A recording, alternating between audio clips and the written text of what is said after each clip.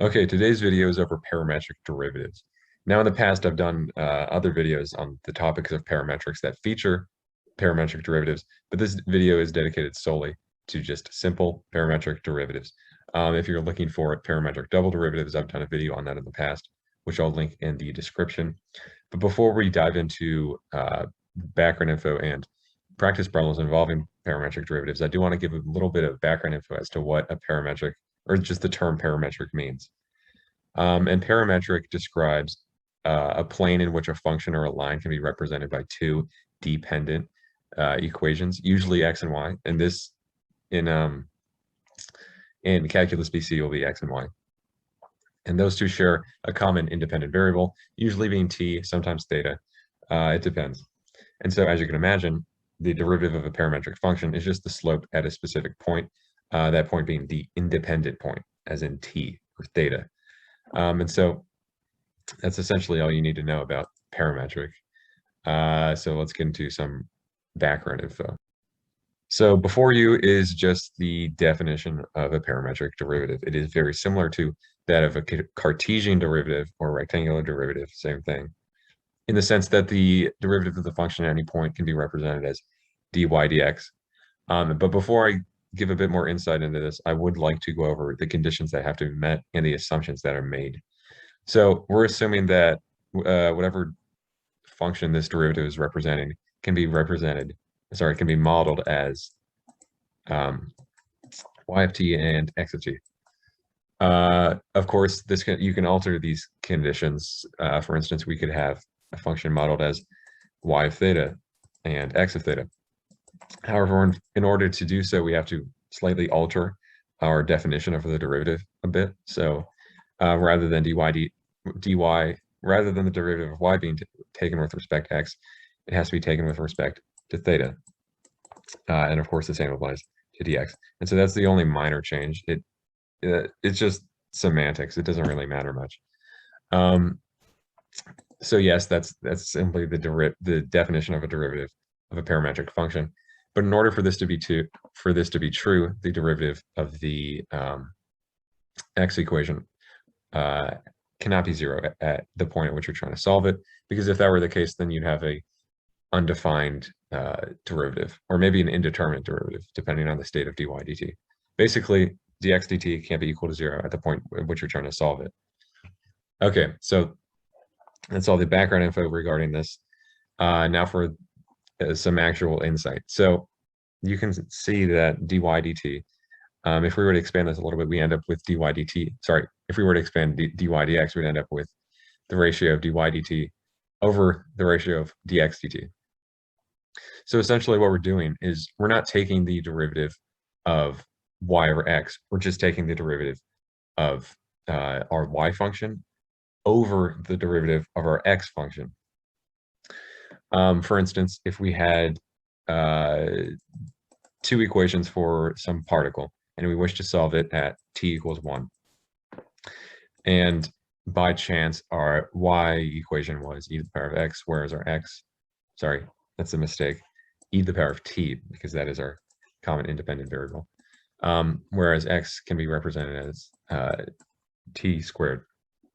So in order to find the derivative at t equals 1, we'd start off by stating that the derivative of our function dy dx can be modeled as dy dt over dx dt. And I should clarify that this is taken at point t equals 1, and the same applies over here. And so we can say that this itself is equal to the derivative of our y equation, which is going to be e to the power of t, because the derivative of e to the power of t is e to the power of t, over the derivative of our x equation. And the derivative of t squared is going to be 2t. And of course, we have to solve this at t equals 1. And therefore, we find our slope is equal to 1/2 e, because we're just plugging in 1 for t. And so that's the that's the value of a slope at t equals 1 for a particle represented by y equals e to the power of t and x equals t squared. So that's it for the background info. Let's get into some practice problem. Okay, this is practice problem 1. We're told to find the slope of the curve represented by y equals, oh, hold on, okay. This here should be, let me alter this a bit, y equals e to the power of t natural log t. And x over here is going to be equal to, x is equal to 10 to the power of t over t squared. Okay, sorry. Force of habit, I guess. I don't know. Okay, anyways, we're told to find the slope of the curve represented by y equals e to the power of t times natural log t, and x is equal to 10 to the power of t over t squared at the point of which t is equal to 1. So in order to find the slope at t equals 1, we'll have to take the derivative, which we'll call, or we'll model as dy dt. Of course, we have to find that at t equals 1. Sorry, dy dx at t equals 1. Okay, and so we can equate this to dy dt over dx dt at t equals 1. And so what we do here is we take the derivative of our y function, which is going to be e to the power of t natural log x. Sorry, e to the power of t natural log t. And we take the ratio of that and the derivative of our x equation, which is 10 to the power of t squared.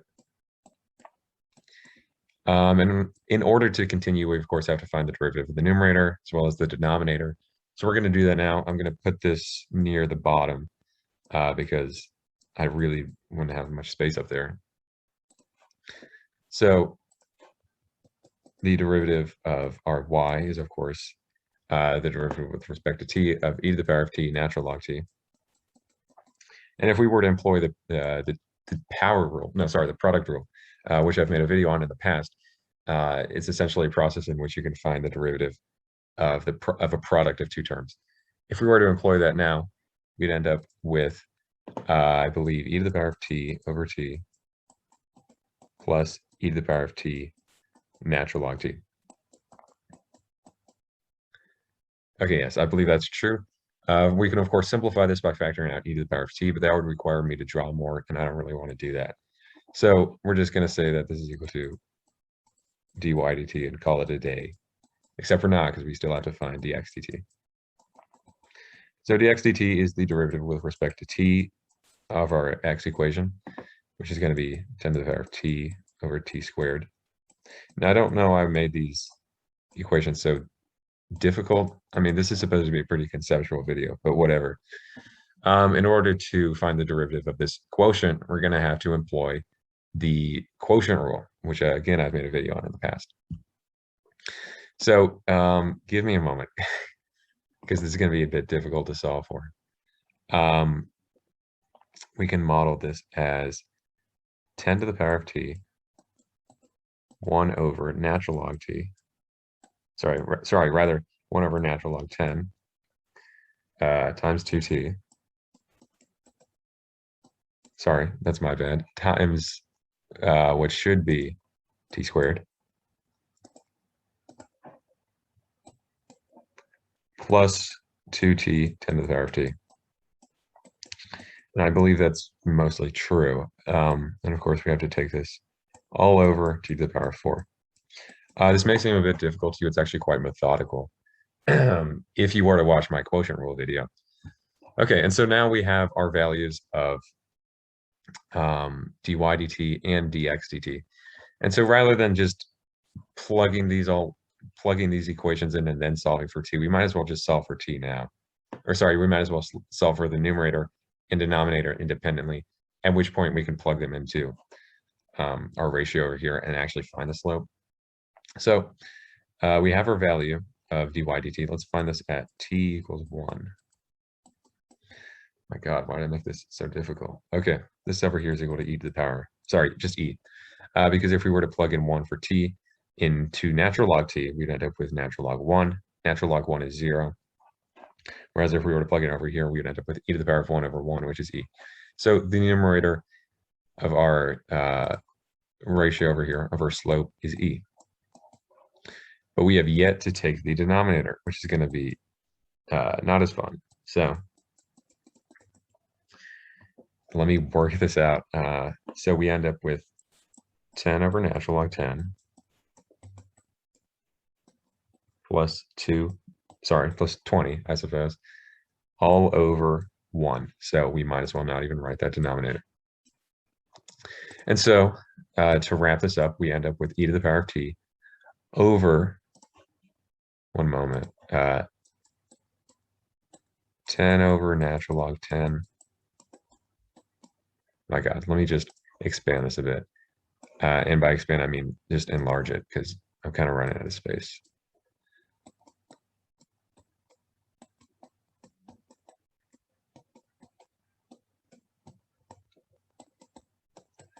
And I am going to simplify this a bit because this is our slope in its current state, and this is truly the final answer. This is correct. However, it is messy. So I guess we can simplify this by stating that it's really equal to e, or rather natural log 10e over 10 plus natural log 10, 20. And this is our final answer. This is the slope of the particle at time t equals 1, represented by y equals e to the power of t natural log t, and x is equal to 10 to the power of t, t squared.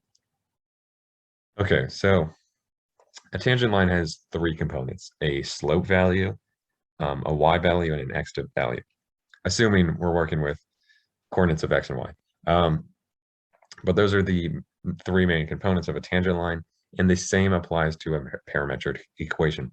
The only difference being that the x and the y values are dependent upon t, or rather in this case, theta, because as I said earlier, the independent variable of a parametric function doesn't necessarily have to be t.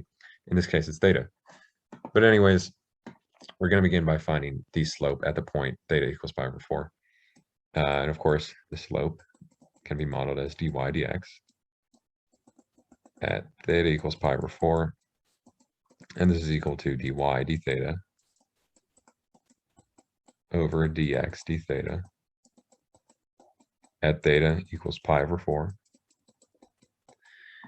And so from here, we can find the derivative of our y value, and we can take the ratio of that and the derivative of our x equation. So I suppose I'll do that down here. The derivative with respect to theta, or rather I should state that this is the dy d theta equation that we're solving for. The derivative with respect to theta of sine theta, believe it or not, is actually equal to cosine theta. It's crazy what math will do.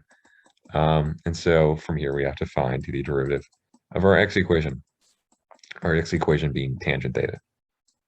So hold on. No, that's not correct. And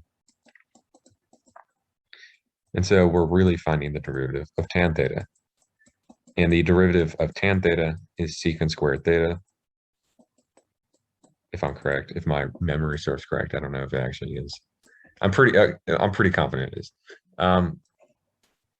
And so from here, now that we have our dy d theta value, or dy d theta equation, or in our dx d theta equation, we can then plug them in to our equation over here. And since we can rather our general derivative equation near the top here.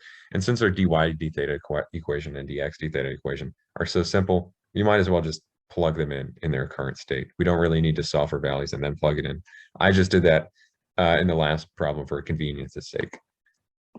But anyways, we can fill in our numerator, which is cosine theta, and our denominator, which is secant squared theta. The thing with secant squared theta is that it's actually equal to 1 over cosine squared theta. And so we can plug that in, as opposed to secant squared theta, as they're just the same thing.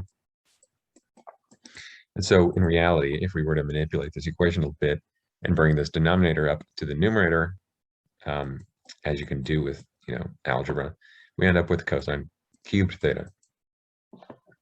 And so our dy dx value is really equal to cosine cubed theta. And if we were to plug this, or if we were to solve this at point theta equals pi over 4, we'd end up with, I believe, derivative 2 over 2 cubed, which is going to be equal to root 2 over 4. And so the slope of our function represented by dy d theta, or sorry, y with respect to theta and x with respect to theta at point theta is equal to pi over 4 is going to be equal to the square root of 2 over 4. And that can be simplified further, I believe, but it doesn't matter. It's good enough. So from here, we have to find our x value and our y values. Those are the only two unknown variables left in our tangent line. And so I'm just clearing up a bit of space. Let's find our y value first. So we need to find, well, we know that yt is equal to sine theta. And we need to find, sorry, we know that y theta because, of course, theta is our independent variable. And so we need to find the value of y when theta is equal to pi over 4. And so we'll plug that in. And sine pi over 4 is going to be equal to square root of 2 over 2, as is cosine pi over 4. And so we have our y value, we have our slope. Now we just need to find our x value, which is, of course, in terms of theta, and can be modeled as tangent theta. Now, x of pi over 4 is equal to tangent of pi over 4 as well. Now, tangent of pi over 4 is 1.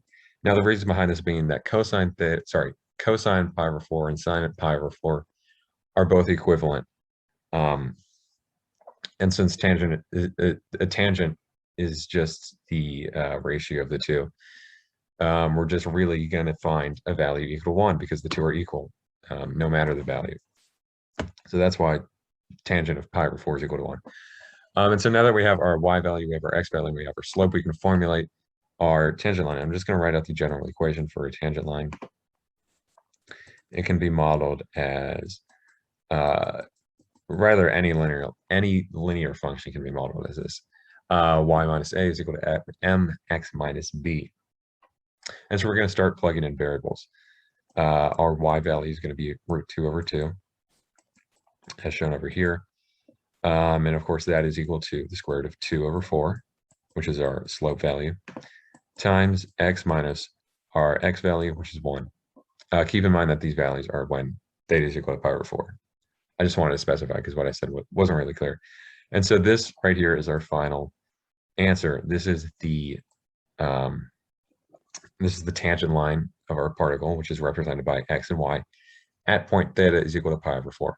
And so that's it for today's video. I hope you enjoyed it. If you have any suggestions for future videos, please put them in the comments below. Thank you.